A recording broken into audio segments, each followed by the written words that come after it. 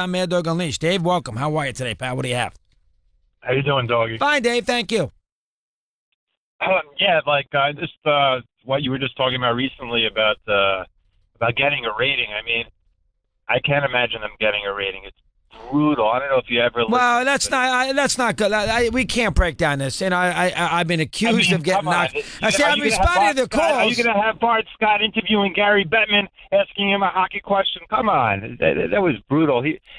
Bart Scott could talk about football, but he's the type of personality that belongs on ESPN. He fits that mold.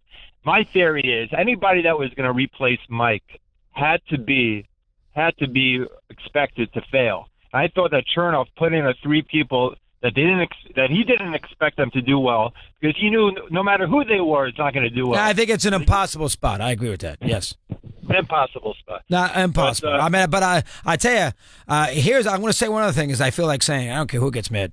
I read the quotes yesterday, and Bart's talking about his resume. I matched my resume with Bart. What'd you work? KABC LA for 20 years in the afternoon drive. My resume. You're a football player. You've had a good career, nice career.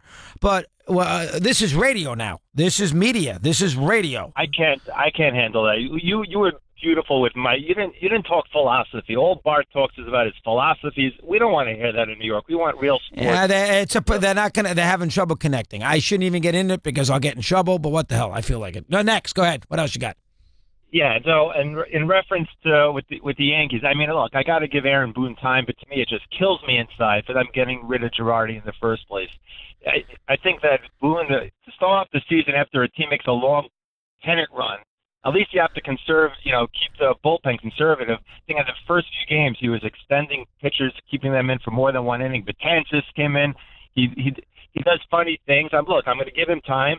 To me, all Girardi did was get the most out of every young player that he was able to. He didn't screw up in any of the talent. And he had to get the door because Cashman didn't like it. Listen, we're past that, though, with Girardi, and I agree with you. I didn't like that either, but I think, at the moment, you got to go past it. Now, the proof with Boone and Cashman's going to be here down the road because the Yankees are going to have to do a little better than what Girardi did last year, and that's a tall order because, Girardi took him within an inch of going to a World Series.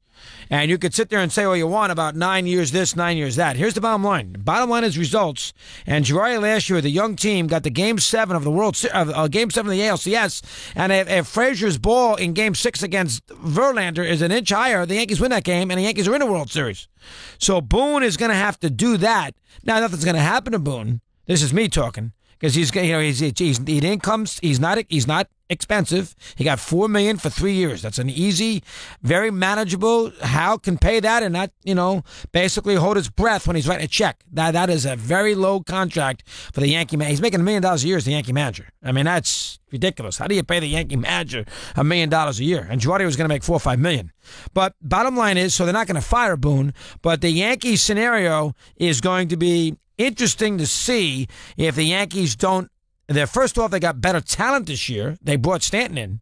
If the Yankees this year don't have as good a year as they did last year, the Cashman's going to get hit. That's all there is to it. 19 in front of the hour here on Mad Dog Unleashed. SiriusXM.